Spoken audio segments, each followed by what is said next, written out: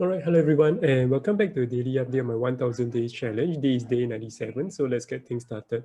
All right, so firstly, the current balance is almost now at break-even point at $10,002, and that's a result due to two loss trade that was taken on an experimental trade setup along with one profit trade. So it's sort of like a negative around 0.25%. Yeah, so it's still down in that sense.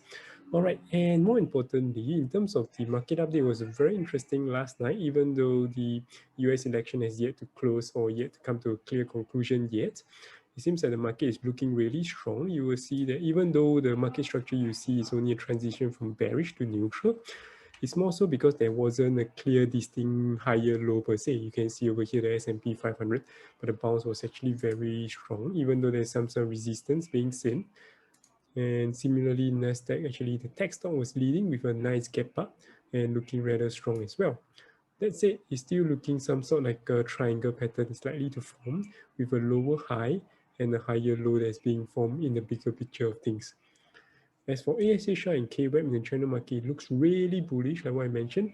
And the reason why I was willing to even enter near here and also here was mainly because I was seeing that price was staying very near the resistance region, showing that buyers for the constituent stocks were being interested, or people willing to put in or even buy even at previous all-time high kind of region.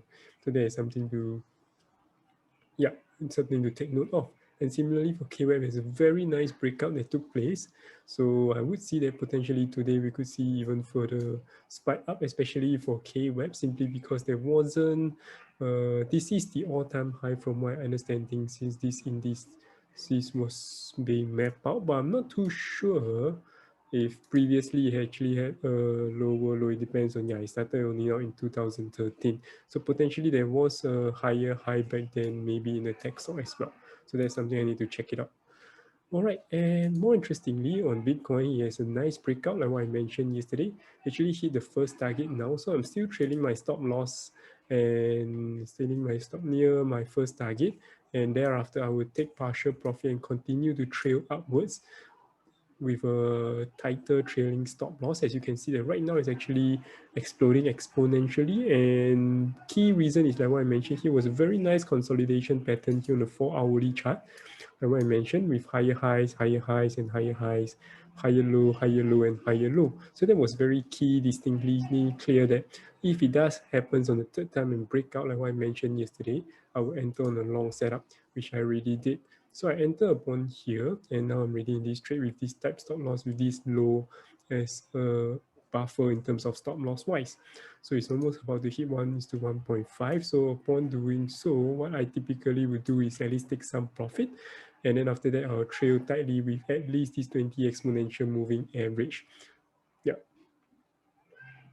So yeah, that's more or less about it. And yes, you can see over here the update, enter upon the breakout, long with 14.1K on the breakout over here. So you have more than enough time, you realize even after the breakout, there was some sort of rejection, and the following candle shows some sort of supportive candle prior to going upwards.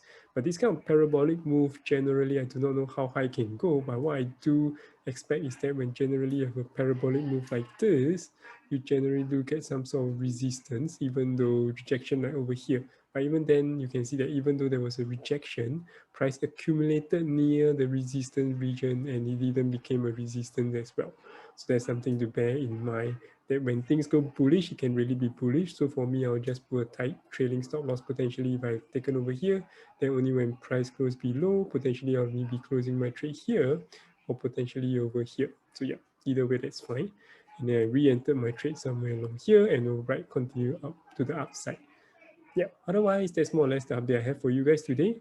And I'll see you guys tomorrow. Take care. Bye-bye.